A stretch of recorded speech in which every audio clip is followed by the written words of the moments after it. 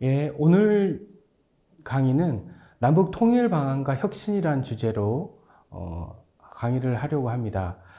보통 오늘 주제는 통일정책 관련된 건데요. 통일정책 관련된 것 중에서도 통일 방안을 좀 중심으로 그것이 이후에 현재의 어떤 변화된 통일 환경을 반영해서 어떻게 혁신되어야 될 것인가에 대한 강의를 하도록 하겠습니다. 저는 경남대 극동문제연구소에서 북한 정치를 강의하고 있는 김상범이라고 합니다. 오늘 강의는 어떻게 본다면은 남북 현대사인데요.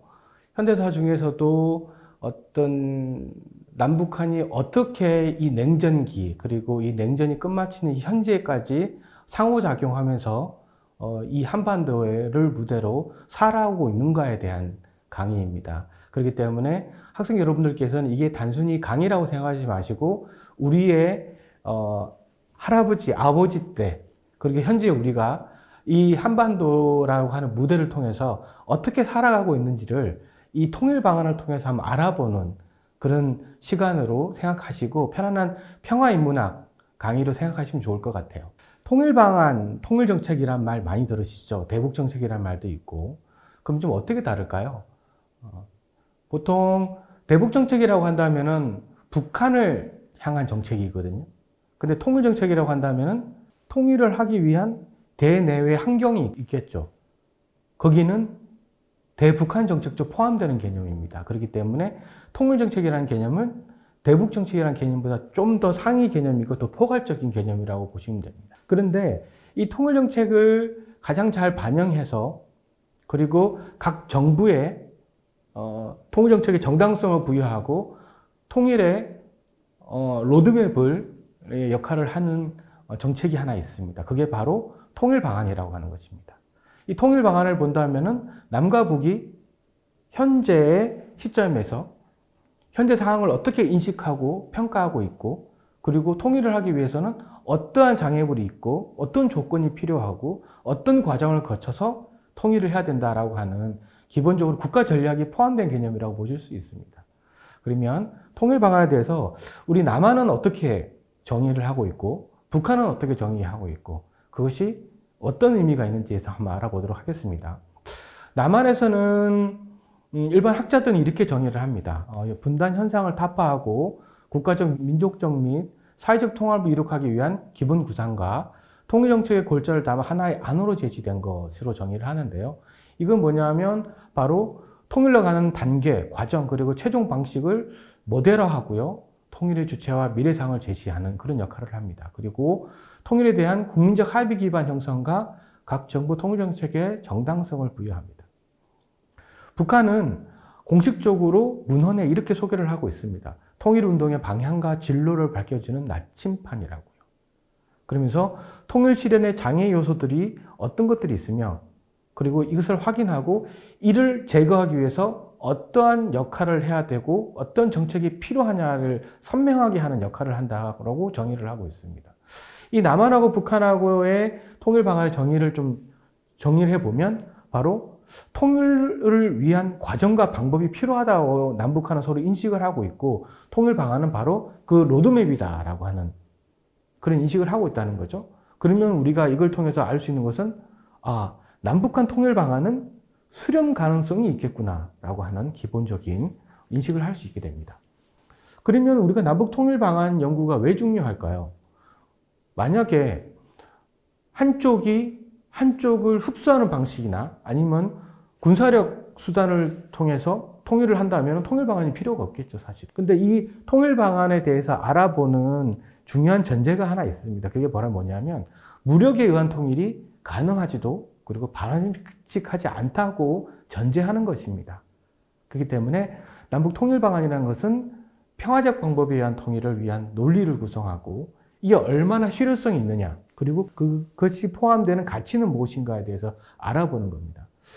이 남북 통일 방안이 중요한 것은요, 바로 현실적으로 남북한의 관계를 어떻게 개선하고 평화적 통일을 위해서 어떻게 안정된 기반을 마련할 것인가에 대한 문제입니다. 그건 뭐냐면 바로 한반도에서 남과 북 모두 공존하고 공영할 수 있는 그리고 동일한 환경에서 인간의 삶을 향상시키는 그런 방안이라고 보시면 됩니다.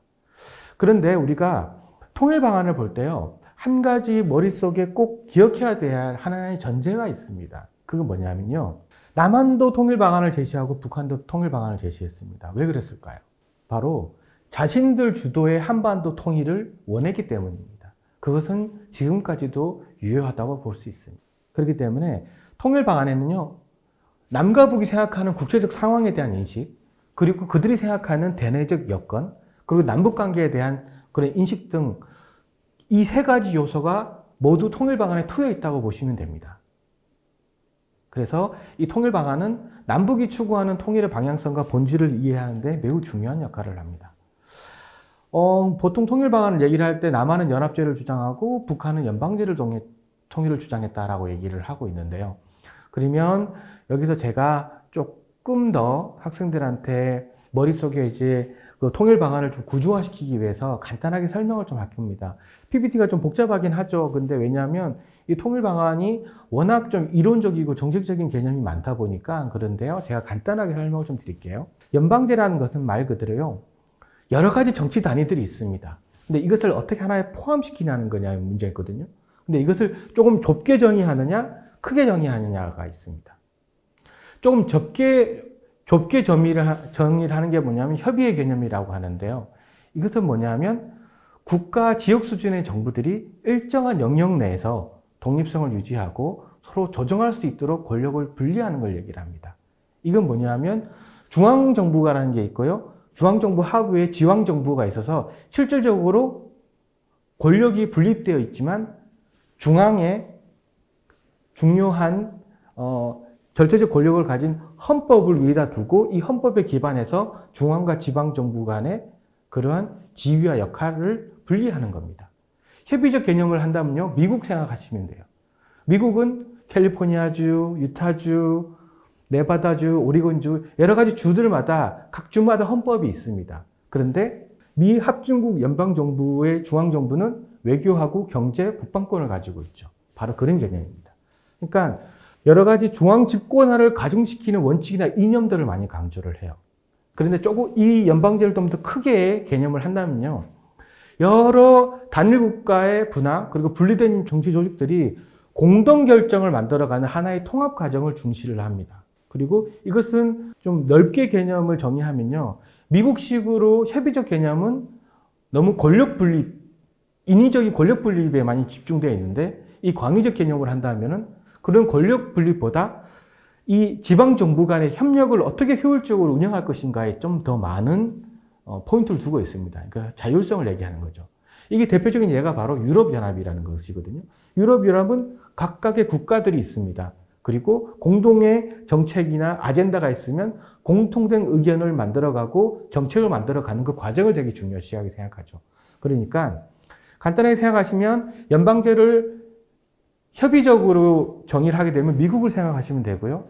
연방제를 넓은 의미로 생각하시면 유럽연합을 생각하시면 됩니다.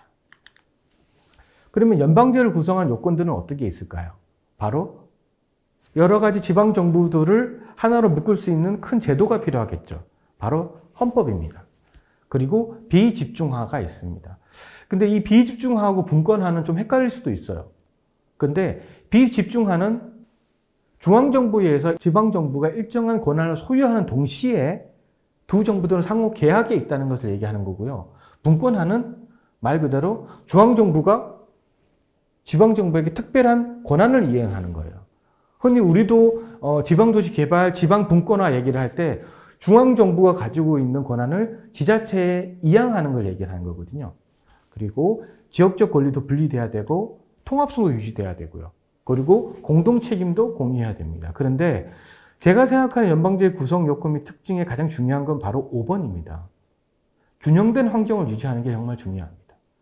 그러니까 인구와 부의 분포, 지리적 조건 등 상당한 수준의 균등성이 있어야지만 이 연방제가 유지 발전할 수 있습니다. 만약에 어떤 한 주나 한 국가가 심각하게 불균형을 가지고 있다면 연방제 유지에 치명적인 약점이 될 수 있겠죠. 왜냐하면 각 지방정부들이나 떨어진 정치 조직들이 하나의 힘을 합쳐서 더 큰 정치적 목표와 이상향을 만들어가는 과정에서 특별히 약한 고리가 있다면 불협화음이 있을 수 있고 그 약한 고리가 주장하는 거와 또 강한 곳에서 주장하는 거하고는 서로 조건이 다를 수 있거든요. 대표적인 케이스가 바로 남북한의 케이스가 될 수도 있습니다. 연방과 연합의 차이는요, 간단하게 말씀드리면 연방은 상하 개념이 강한 거고요. 연합은 횡적인 연대가 강한 개념이라고 생각하시면 됩니다. 그래서 연방 같은 경우는요, 상부 구조의 통합이 핵심입니다. 그리고 연합은 특정한 권한을 보유하는 연합기구를 구성해서 특정한 영역의 사항에 대해서 협의하고 공동의 기능을 수행하는 국가결합의 형태를 얘기를 합니다. 그렇기 때문에 연방은 상부 구조의 통합이 핵심이고 상하 구조의 개념을 좀 많이 가지고 있다 보면 연합은 특정한 권한을 가지고 있는 그룹들끼리의 자율성을 가지고 정책적 연대를 통해서 정치적 목표를 이루어가는 횡적인 연대를 강조한다고 생각하시면 됩니다. 그럼 국가연합과 연방국가의 비교를 좀 해볼까요? 이 표를 본다면 간단하게 이해가 가실 거예요. 국가연합은 EU 사례라고 말씀을 드렸죠. 그리고 연방국가는 미국의 사례라고 말씀을 드렸습니다. 예를 들어서 EU를 보십시오. 주권은 어떤 나라가 가지고 있죠? 구성국이 가지고 있죠. 그리고 미국은 미합중국이라고 하는 중앙연방국가가 가지고 있죠. 결합 근거는 바로 국제법입니다. 근데 미국 같은 경우는 연방헌법이라고 국내법을 가지고 있겠죠. 그런데 이 미합중국 같은 경우에는 영구적이고 반영구적일 수 있겠죠. 근데 EU 같은 경우에는 만약에 어떤 국가가 탈퇴를 한다면 바로 한시적이고 과도적이고 잠정적으로 결합되어 있다는 것을 알 수 있습니다. 그리고 주민의 국적 같은 경우에도 미국 같은 경우는 단일 국적을 보유하고 있죠. 하지만 EU 같은 경우는 구성국의 개별 국적을 보유하고 있습니다. 그리고 통치권도 개별 국가가 가지고 있고요. 국제 책임도 개별 국가가 가지고 있습니다. 그런데 무력 충돌이 일어났을 때는 국제법상으로 바로 주권도 통치권도 그리고 책임도 개별 국가가 가지고 있기 때문에 국제법상으로는 전쟁에 해당되고요. 연방국가 같은 경우에는 바로 만약에 무력 충돌이 일어나면 내란의 문제가 생기는 거죠. 국내법이 적용이 된다는 거죠. 예. 그렇기 때문에 이 지금까지 설명드린 것들을 좀 총괄해서 본다면은 연방과 연합은 어느 제도가 우월한가가 아니라 국가 통합에 있어서 여러 상황을 고려해서 현 시점에서 어떤 형태, 예를 들어서 연방제가 좋은지 연합제가 좋은지 아니면 이 두 가지 요소를 하나로 융합된 형태가 좋은지 한 국가가 처해인 사회, 경제적, 정치적 여건에 따라서 달리 적용할 수 있는 문제라고 저는 생각을 합니다. 그렇다면 이제부터는 본격적으로 북한과 남한의 통일 방안과 정책에 대해서 한번 살펴보도록 하겠습니다. 북한은 연방제를 주장을 했거든요. 그런데 그러면 북한은 왜 연방제를 주장했을까요? 한번 생각을 해봅시다. 바로 러시아 때문이었겠죠. 지금의 구소련이고 지금은 러시아라고 얘기합니다. 1960년에 4월 달에 4.19 혁명이 있었습니다. 그렇죠? 3.15 부정선거에 의해서 이승만 정부가 물러나는 그런 계기가 됐는데요. 그 전후에 굉장히 남북한 상황이 어려웠었습니다. 전후복구가 있었고요. 그리고 사회주의와 자본주의 이념으로 대립되던 상황이었죠. 근데 그 당시에 소련도 연방이었습니다. 지금 얘기하는 우즈베키스탄, 카자흐스탄, 키르기즈스탄 이 국가들이 모두 소련 연방 국가였어요. 그 당시 소련 외무상이었던 한 인물이 북한을 가서 이 남북한의 어지러운 상황들에 대해서 연방제로 통일하는 방안에 대해서 북한 지도부와 논의를 했습니다.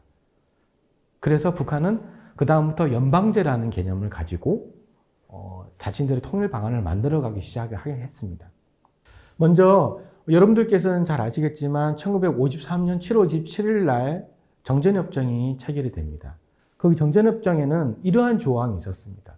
정전 후 3개월 내에 전 외국군 철수와 한국 문제의 평화적 해결을 위해 회담 소집을 규정한다라고 한 거죠. 근데 3개월 이내에 회담이 소집이 안 됐죠. 약 1년 뒤에 제네바 회담이 열립니다. 거기서 북한의 당시 외무상 남일이라고 하는 인물이요. 바로 내개항의 통일 방향을 제시를 합니다. 첫 번째는 외국군이 철수를 해야 되고요. 두 번째는 6개월 이내 일체 외국 무력 철수 및 10년에 남북의 쌍방군을 10만 이하로 감축한다. 그리고 국동 해당 국가들의 조선의 평화적 통일을 위해서 조건을 마련해야 된다. 그 네 번째는 경제, 과학, 문화 교류를 위한 전조선위원회 설치를 제안한다라는 거죠. 근데 북한이 이런 주장을 했던 이유가 뭐였을까요? 바로 제2의 한국전쟁을 방지하고 전후 복구 사업을 하기 위한 그런 목적이 있었습니다. 미군이 있다면은 북한에 의해서 시작된 한국전쟁이었지만 북한은 막강한 미군의 화력에 소위 말해서 이 국가의 반토막이 났습니다. 이제 굉장히 좀 공포스러웠겠죠. 자기들이 시작한 전쟁이지만 막강한 군사적 무력 앞에 자신들이 더 트라우마를 가지는 그런 상황이 발생했던 거죠. 예. 대표적인 케이스로 전쟁이 끝날 무렵에 평양 시내에는 온전한 건물이 2개밖에 없었다라고 그렇게 얘기를 하고, 그리고 태평양 정전 당시 미군이 사용했던 폭탄보다 한국전쟁 때 미군이 사용했던 폭탄이 더 많다라고 하는 그런 사실을 통해서도 북한의 트라우마를 알 수도 있습니다. 그런데 1959년 최고인민회의에서 당시 부수상 남일은 동일한 발언을 하게 됩니다. 최고인민회의는요, 남한의 국회에 해당되는 겁니다. 남일은 어떤 발언을 했냐면요, 남조선으로부터 일체의 군대가 완전히 철거한 후에 남조선 인민들의 자유로운 의사표시가 완전히 보장된 조건 하에서 전조선적인 총선거가 실시돼야 된다라고 하면서 남북의 총선거는 남한에서 미군을 비롯한 외국 군대의 완전한 철수를 전제로 한 것임을 명확하게 했습니다. 그 당시 남일이 왜 이런 말을 했을까요? 왜냐하면 1958년을 기점으로 북한에서는 중공군이 철수를 합니다. 한국전쟁 때 인민지원군 형태로 참전했던 중공군이 다 철수를 하게 되고요. 근데 남한은 1953년도 10월 달에 한미 상호방위조약으로 주한미군이 주둔하기 시작합니다. 그리고 1956년하고 8년 사이에 바로 한국에서 북한의 전술핵 무기가 배치가 되거든요. 그렇기 때문에 북한은 남북이 통일이 되기 위해서는 기본적으로 미군이 철수해야 되고, 그리고 미군이 철수된 상황에서 남북이 선거를 통해서 통일이 돼야 된다라고 하는 그런 인식을 가지고 있었던 겁니다. 1960년대에 북한이 이제 본격적으로 연방제라는 말을 합니다. 1960년 8월 15일 당시 내각수상 김일성은요, 1960년 4.19 혁명으로 인한 남한의 정치, 사회적 혼란상에 대해서 언급을 하면서 아래와 같이 얘기를 합니다. 우리가 말하는 연방제는 당분간 남북조선의 현재 정치제도를 그대로 두고 조선민주주의 인민공화국 정부와 대한민국 정부의 독자적인 활동을 보존하면서 동시에 두 정부 대표들로 구성되는 최고민족위원회를 조직하며 주로 남북조선의 경제 문화 발전을 통일적으로 조절하는 방법으로 실시하자는 것입니다. 라고 합니다. 근데 당시 내각수상 김일성이 왜 남한보다 먼저 연방제라고 하는 통일 방안을 제시를 하고 왜 경제 문화 발전을 얘기를 했을까요? 바로 그 당시 북한이 남한보다 전후 복구 사업과 이후 경제 발전이 빨랐습니다. 북한은 전쟁이 끝마치고 나서 동유럽 소련과 중국, 동유럽 사회주의국가로부터 막대한 경제적 지원을 받아왔고요. 그걸 통해서 전후 복구 사업을 빠른 시간에 마치고 경제를 정상화시키기 시작했습니다. 그런데 그 당시 남한 같은 경우에는 그러지 못했거든요. 그러니까 정치, 경제, 군사적으로 남한보다 우위에 있었던 북한이 먼저 연방제라고 하는 통일 방안을 남한에 제시를 하면서 경제 분화 발전을 통일적으로 조절하는 방식으로 하자고 얘기를 합니다. 그건 뭐냐면 우리가 우월하기 때문에 남한 너희들과 경제 문화 교류를 하면서 이것들을 조절하자는 얘기를 하는 거거든요. 그건 뭐냐면 우리 주도의 한반도 통일을 하겠다라고 하는 의사표시입니다. 그런데 김일성이 주장했던 포인트는 뭐냐면요. 만약에 남북 총선거가 실시될 수 없는 부득이한 상황에서는 이 연방제를 하자는 겁니다. 근데 왜 부득이한 상황이라고 했을까요? 주한미군의 존재 때문에 그랬습니다. 그렇기 때문에 연방제는 과도기적 조치의 성격이 있었고요. 그리고 최고민족위원회라는 조직 운영은 그들이 말했던 연방제하고는 조금 다른 개념입니다. 연합에 가까운 성격이 있고요. 그리고 좀 흥미로운 대목은 김일성이 당시 대한민국이라고 하는 공식 국호를 사용함으로써 이 한반도에서는 두 개의 정치 조직이 있다라고 하는 것을 명확하게 인정을 하는 것들입니다. 네. 그래서 이걸 본다면은 북한이 그 당시 자신들 주도의 한반도 통일을 위해서 먼저 정치적 제안을 먼저 했다라고 보시면 됩니다. 이런 연방제 제안은요, 70년대에도 그대로 유지가 됩니다. 유지가 되는데요. 이 유지가 되는데 가장 중요한 역할을 했던 게 바로 베트남 전쟁입니다. 여러분들께서 잘 아실지 모르겠는데요. 우리는 약 50만 명 군인들이 베트남에 파병이 됐었습니다. 근데 북한도 베트남에 전쟁을 파견하거든요. 그러면서 베트남에서 제2 한국전쟁, 남북 간의 대리전쟁이 이루어집니다. 그 당시 북한은요, 3대 혁명 역량 강화라고 하는 것을 주장하게 됩니다. 이건 뭐냐면 3대 혁명 강화를 한다면은 조선의 혁명과 통일을 주도적으로 할 수 있다라고 북한이 인식을 하게 되는데요. 바로 3대 혁명 강화는 혁명기지의 강화, 남조선 혁명 역량 강화, 국제혁명 강화입니다. 혁명기지의 강화는 북한에서 사회주의 건설을 강화한다는 거죠. 그러니까 통일을 위한 전진기지로서의 북한. 그러니까 북한이 경제 군사적으로 막강하게 되면 그걸 토대로 남한을 사실상 통일하겠다라고 하는 그런 의미거든요. 두 번째는 남조선 혁명 역량 강화입니다. 이거는 뭐냐면 남한 국민들의 결속에 의한 혁명 세력 강화입니다. 쉽게 말해서 남한의 친북 성향이나 좌익운동 세력들을 결속해서 혁명 세력을 강화시킨다는 거거든요. 근데 북한이 왜 뜬금없이 남한 국민의 결속에 의한 혁명 세력을 강화, 이걸 주장했을까요? 바로 남베트남 때문이었습니다. 베트남 전쟁 당시에 베트남은 남북 베트남으로 나눠져 있었고요. 남베트남 민족해방전선이라고 하는 그런 사회주의에 기반한 민족해방 투쟁 세력들이 있었습니다. 이 민족해방 투쟁 세력들은 사이공 정부라고 하는 친미 정부를 일부 점령할 정도로 그만큼 경제 군사적으로 세가 강했습니다. 그래서 당시 김일성은 남한에도 저러한 세력들이 양성한다면은 우리가 통일하는데 굉장히 유력한 환경이 마련해질 거라고 생각을 했습니다. 세 번째는 바로 조선인민과 국제혁명 세력들은 단결을 강화해야 된다. 그러면 북한에서 자기 힘을 강하고 남한에서도 자기 연대 세력을 강화하고 국제적으로도 북한과 외교 관계를 강화한다면은 주한미군을 철수시키고 그리고 자신들 주도의 한반도로 통일을 할 수 있다라고 북한이 인식을 한 거죠. 바로 1970년, 71년에도 똑같은 주장을 하게 됩니다.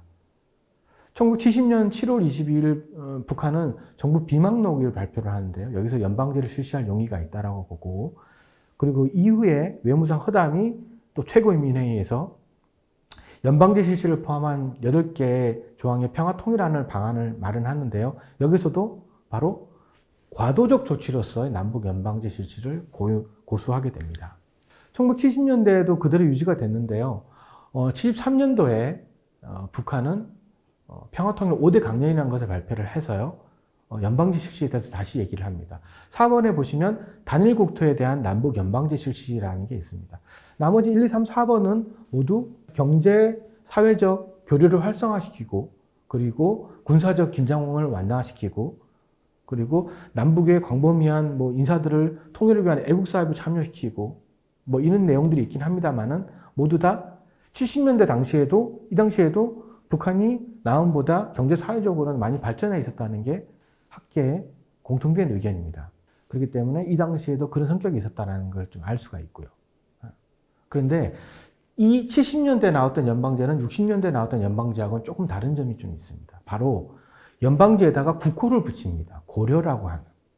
그래서 고려연합공화국이라고 하는 공식적인 국명을 제안을 하게 됩니다. 이 고려연방국에서도요, 남북한의 현행 두 제도는 당분간 그대로 지속시킨다고 하는 전제 하에서 이 고려연방공화국을 제안했기 때문에 여전히 과도적 조치로서의 성격을 내포하고 있었다라고 보여집니다. 북한의 현재 통일 방안에 대해서 얘기를 할 때 가장 중요한 것은 바로 1980년 10월 10일에 열린 조선노동당 6차 대회에서 당시 김일성 위원장이 제시한 고려민주연방공화국 창립 방안입니다. 이 창립 방안은 현재까지 북한의 통일 방안의 기초가 되고 있습니다. 근데 이 연방제 통일 방안이 왜 중요하냐면요. 60년대부터 주장해 온 연방제 통일 방안을 보다 구체적이고 최종적인 형태, 이전에는 과도기적 형태가 있다면 이제는 완전한 통일국가 형태를 제시하고 있다는 점입니다. 이건 뭐냐면 바로 이것이 북한의 최종적인 통일 방안이라는 것을 의미합니다. 이 연방제 통일 방안을 주장했던 가장 중요한 전제는요, 바로 이런 것이었습니다. 어느 한쪽의 사상과 제도를 절대화해서는 안 된다. 남북한이 현재 갖고 있는 상이한 사상과 제도를 그대로 두고 연방국가를 형성한다라는 거죠. 바로 일민족 이체제를 얘기를 합니다. 그런데 여기서 갑자기 북한이 왜 어느 한쪽의 사상과 제도를 절대화해서는 안 된다라고 얘기를 했을까요? 예전부터 주장했던 거하고 연장선일 수도 있는데 최고 지도자가 이런 말을 했습니다.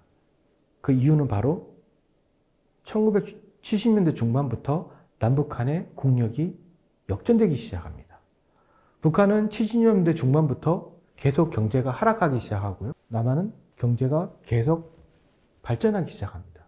대표적인 케이스로 1980년이지만 1년 뒤에 바로 서도구에서 열린 올림픽 평의회에서 1988년도에 하계올림픽을 서울에서 개최한다라고 확정되었을 정도입니다. 두 번째는 이 연방제 통일 방안의 원칙은요, 자주평화 민족 대단결입니다. 이것은 1972년 7.4 남북공동성명의 원칙을 준용한 거였고요. 그리고 성격을 본다면 이전은 과도적이었다면 이제는 완전한 통일국가 형태를 제시를 하고 있습니다. 이 창립 방안의 구조를 본다면요, 남북한이 지역자치정부를 유지를 하고 그리고 남북한 및 해외 동포 대표들로 최고민족연방회의를 구성을 하며 그리고 이 회의 안에 상설기구로 연방상설위원회를 설치를 해서 정치, 군사, 대외관계 등 전반적인 업무를 관할할 수 있다고 얘기합니다. 그러면 이 통일 방안은 어떤 기능을 갖고 있었을까요? 김일성은 10대 시정 방침이라는 걸 제시를 하면서요, 10가지를 제시를 하는데 눈여겨봐야 될 게 바로 첫 번째 자주라는 개념이고요. 그리고 7번째 군사적 대치 상태 해소와 민족연합군 조직이라는 거하고 그리고 9번 통일 이전에 남북이 맺은 대외관계를 재조정하자라는 것입니다. 그리고 필요사항에 대해서는 남한 사회가 민주화돼야 되고 그리고 긴장상태의 완화와 전쟁 위험이 제거돼야 되며 그 세 번째는 미국의 한반도 문제에 대한 내정 간섭을 배제해야 된다라고 얘기를 합니다. 그리고 또 북한은 외국 군대의 주둔이나 군사기지의 철폐 그리고 핵무기 생산과 반입을 금지하면서 전 조선, 이 한반도를 비핵평화지대화해야 된다고 주장합니다. 이 내용들을 전체적으로 본다면요, 우리가 몇 가지 생각해 볼 수 있는 부분들이 있습니다. 첫 번째는 북한이 1980년대부터 자신들이 쇠락해가는 국력에 대해서 좀 긴장을 하기 시작했다라는 것을 알 수 있습니다. 그리고 두 번째 같은 경우는 지금까지는 연방제라고 얘기를 했지만 연합제적 요소가 많이 강했거든요. 그런데 이제는 사실상 연방제와 연합제의 성격을 좀 더 융합시키는 형태로 나아갔다라고 하는 걸 볼 수 있습니다. 다시 한번 보시면요, 북한의 연방제안은 개념상 미국과 같은 연방국가라기보다는 지방정부의 독자적인 관할권을 인정하면서 다만 통합적인 조직을 통해 통일된 국가 형태를 유지하려고 하는 연합의 형태 플러스 단일 민족연합군은 연방의 형태, 그러므로 연합과 연방이 혼합된 형태임을 알 수 있습니다. 단일한 연방헌법하에 전체 국민을 구속하는 권한이 없이 오히려 지역정부가 각각의 헌법을 가진 채 해당 국민에게 직접적인 통치권을 행사하고 독자적인 대외관계를 유지하는 게 바로 연방인데요. 그런데 이 북한의 연방제안을 본다면 주권만 연방에 가지고 실질적인 제도나 집행은 연방상설위원회라고 하는 국가내의 형태의 위임을 하게 되거든요. 때문에 북한도 연합과 연방의 혼합된 형태로서의 연방제를 주장했다고 볼 수 있습니다. 그리고 완성된 통일 연방국가의 조직 형태를 제시를 했고요. 나름대로 논리구조를 만들고 있습니다. 그런데 평화적 조국 통일 실현을 위한 조치들은 좀 비현실적이죠. 남한의 미군 철수, 비핵 평화 시대 뭐 이런 것들 다 현실적으로 그것을 우리가 수용할 수 있는 부분은 아니었죠. 그리고 하나의 문제점이 뭐냐면 고려민주연방공화국이 추구하는 궁극적인 목표와 이상에 대해서는 제시한 적은 없습니다. 예를 들어서 전 세계의 평화에 기여를 한다 뭐 이런 것들이 있지 않습니까? 그런 것들은 없었고요. 그리고 중요한 건 뭐냐면 사실상 80년이라고 한다면요. 전쟁이 끝마친 지 27년 정도 됩니다. 그리고 남북 대화가 많이 끊겼고, 그리고 68년도 1.21 사태, 그리고 1976년 판문점 도끼만행 사건 등 여러 가지 남북 간 군사충돌 사례가 빈번했던 것들을 감안을 한다면요. 남북한이 서로 상호 신뢰를 구축할 수 있는 방안에 대해서도 좀 제시를 했었으면 하는 그런 아쉬움이 좀 있습니다. 북한의 연방제 통일 방안을 좀 비교를 해본다면요. 크게 세 가지 이렇게 나눕니다. 60년대, 70년대, 80년대. 이렇게 설명을 좀 하고 있으니까요. 요건 간단하게 표로 한번 보시면 좋을 것 같아요. 그런데 90년대 넘어오면서요. 북한의 통일 방안은 조금 더 바뀌게 됩니다. 1991년도 김일성의 신년사하고요. 93년도에 전민족 대단결 10대 강령이라고 얘기하는데요. 근데 좀 성격이 조금 바뀌긴 합니다.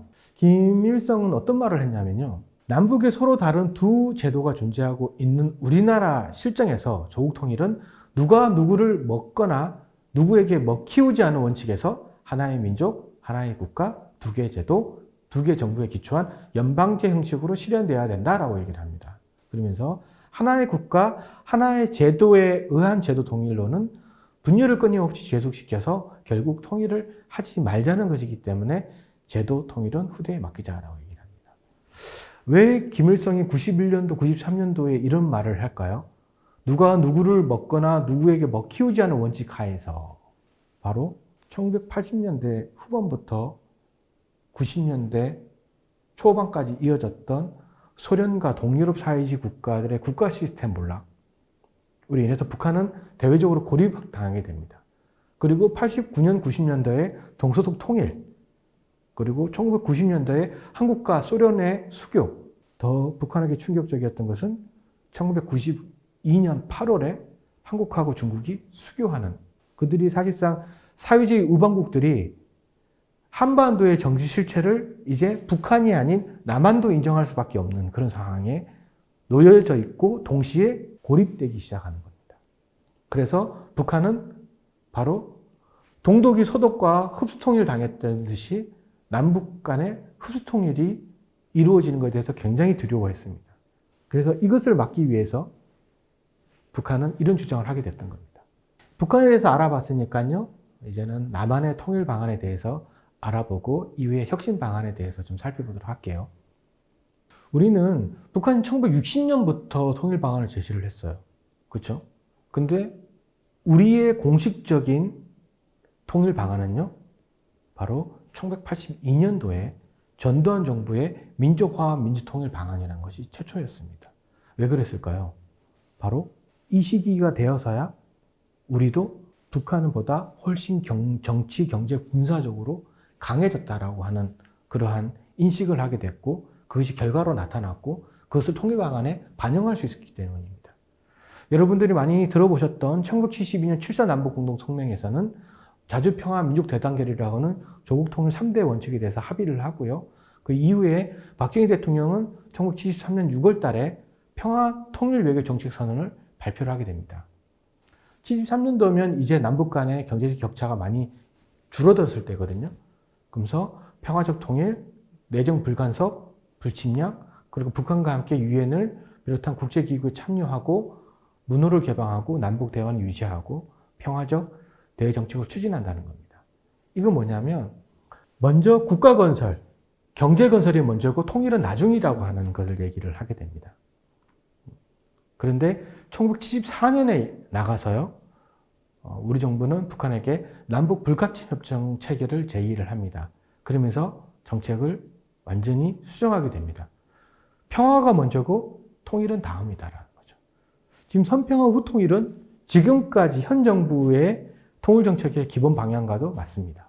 1982년도에 전두환 정부에 의해서 제시되었던 민족화 민주통일 방안 같은 경우는요. 우리 정부의 최초의 공식적인 통일 방안이었고요. 이것은 바로 아까 말씀드렸던 남북한의 정통성 및 체제 경쟁 차원의 성격이었다고 보여집니다. 민주통일 방안에서는요. 먼저 남북한 당국 최고 책임자와 남북 쌍방의 고위급 대표 간의 예비회담을 개최하는 민족협의회를 구성하고요.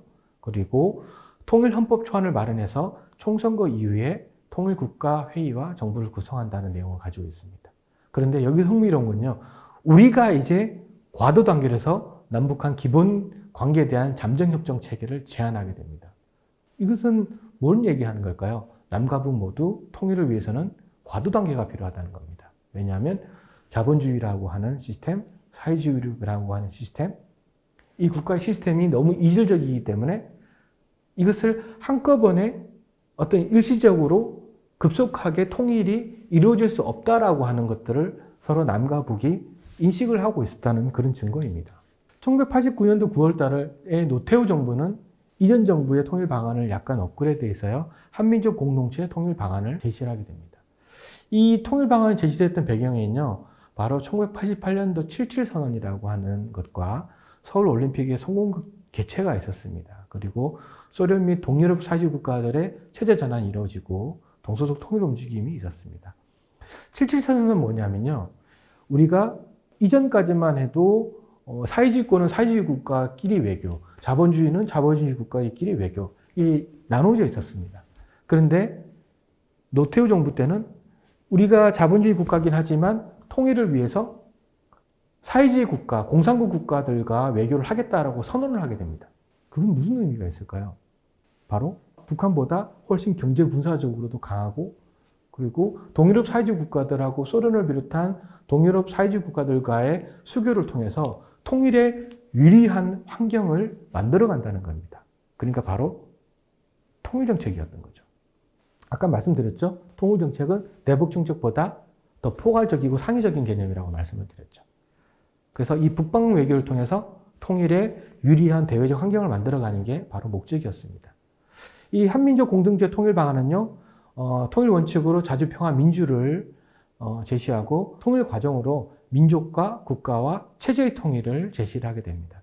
먼저 이 통일 과정은요, 민족의 통일 같은 경우에는 통일의 대상 또는 인적 요소를 얘기를 하고요. 국가의 통일은 통치 구조를 얘기를 하고 체제의 통일은 이념과 제도입니다.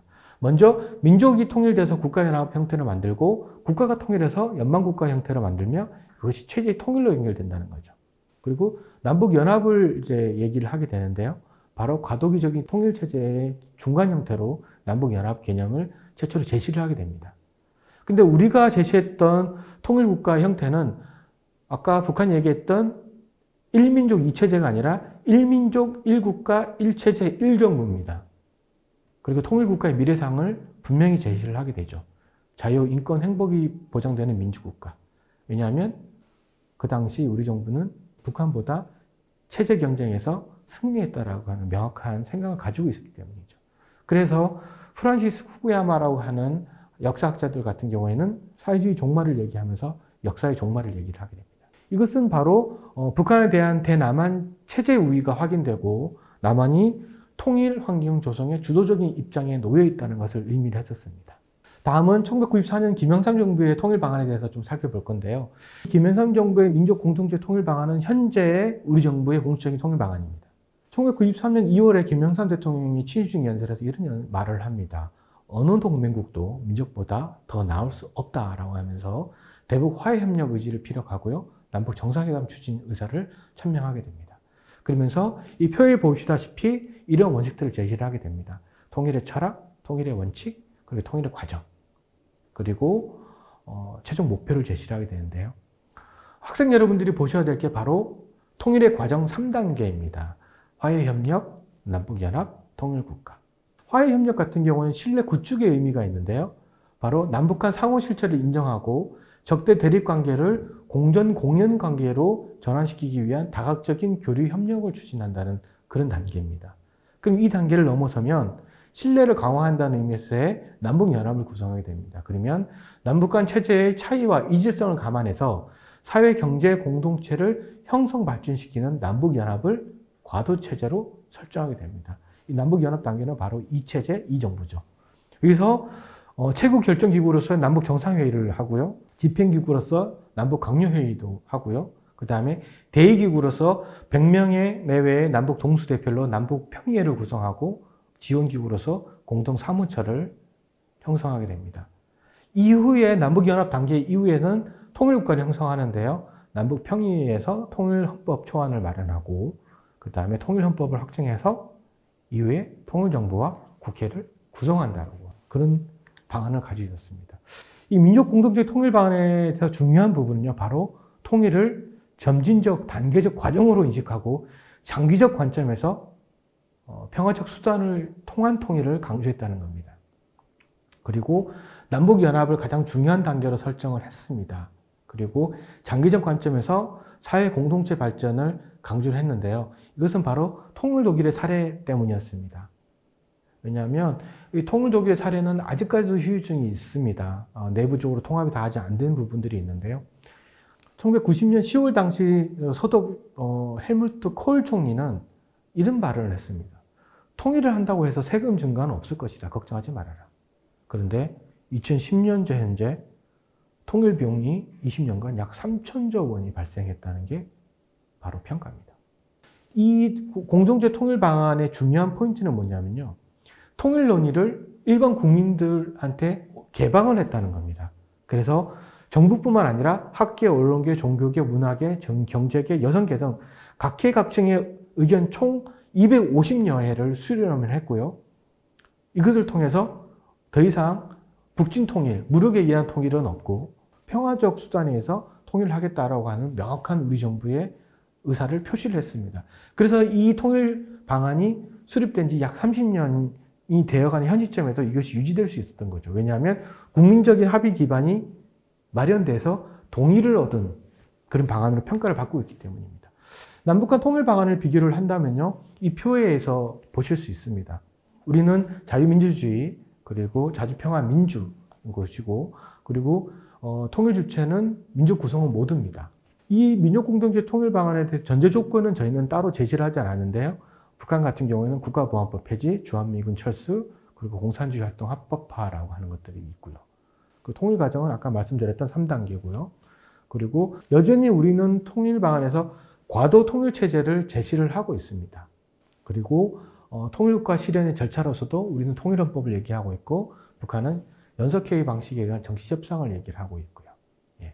그리고 통일국가 형태는 조금 다릅니다. 우리는 1민족 1국가 1체제 1정부인데 북한 같은 경우에는 1민족 1국가 2제도 2정부입니다.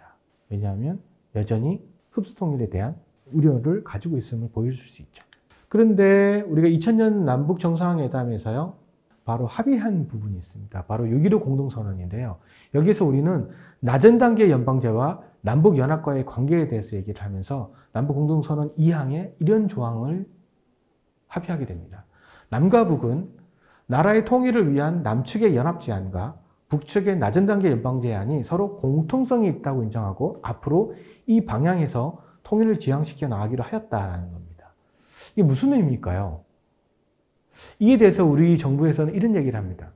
김대중 대통령의 평양 방문 시 통일 방안에 대한 언급이 나와서 우리는 연방제는 수용할 수 없다는 의견을 밝혔고, 이 때문에 북한이 낮은 단계 연방제를 제기한 것이며, 그리고 중앙정부가 국방, 지방정부가 외교권을 갖는 이 안은 우리 남북연합과 공통점이 있어서 연구하기로 한 것일 뿐 낮은 단계 연방제를 합의한 적이 없다라고 얘기를 합니다. 북한도 이와 비슷한 얘기를 하는데요. 2000년 같은 경우는 고려민주연합공화국 창립 방한 20주년이 된 해인데요. 여기서 남북관계를 관장했던 조국평화통일위원회 안경호 서기국장은 이런 얘기를 합니다. 하나의 민족, 하나의 국가, 두 개의 제도, 두 개의 정부의 원칙에 기초해서 북남 두 개의 정부가 정치, 군사, 외교 등 현재의 기능과 권한을 그대로 갖고 그 위에 민족통일기구를 세운 뒤 북남 관계를 조정해 나가는 것이라고 하면서 1991년도 김일성의 신년사와 비슷한 주장을 하게 됩니다. 현재의 기능과 권한을 그대로 갖고 그 위에 민족통일기구를 세운다라는 거죠. 그러면 사실상 이게 약간 연합체의 의미가 강하다고 볼 수는 있는 거죠. 그러면 이 6.15 정상회담에서 합의됐던 이 항을 어떻게 평가할 것인가에 대한 얘기가 나오는데요. 북한의 주장이라고 하면 어떻게 보면 우리 정부의 국가연합안보다 훨씬 더 국가연합의 일반적 정의에 근접합니다. 앞으로 가셔서 한번 보시면요, 알 수 있을 겁니다. 그래서 우리가 이런 생각을 좀 버려야 될 것 같아요. 북한의 연방제와 우리의 연합제가 순수하게 연방과 연합제만을 고집하고 있다라고 하는 것은 우리의 편견일 수 있다는 거죠. 그리고 남북한의 통일 방안에 공통점이 있었습니다. 여기서 확인할 수 있는 게 뭐냐면요. 바로 통일의 과정을 중시한다는 겁니다. 그리고 통일의 중간 단계를 설정하고 과도기도 설정하라고요.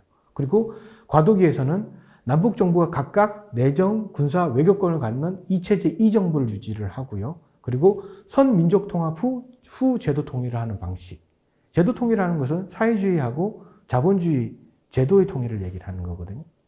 그리고 남북 간 상설협의체를 구성해서 연합제와 낮은 단계의 연방제가 결과로서의 통일보다는 과정으로서의 통일을 중시한다는 점에서 특별히 주목할 필요가 있습니다.